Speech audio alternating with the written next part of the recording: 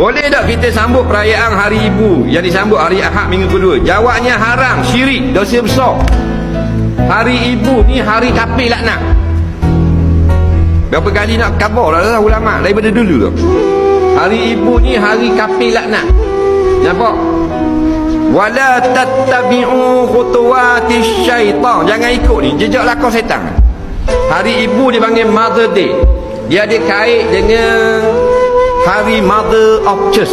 Mother of Church ni maknanya kuasa terbesar di dalam gereja.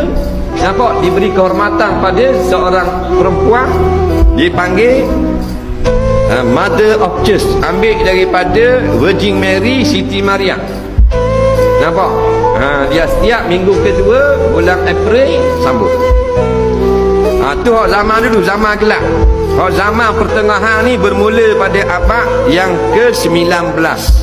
Nampak? Mula start awal 1600.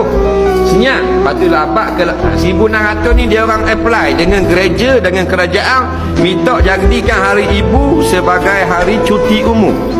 1800 lebih minta pula sekali lagi supaya gereja seluruh dunia isytiharkan hari ini hari perayaan dalam Kristian.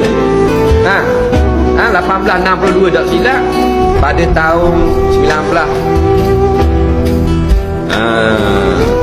1950 barulah diluluskan di Amerika sebagai cuti.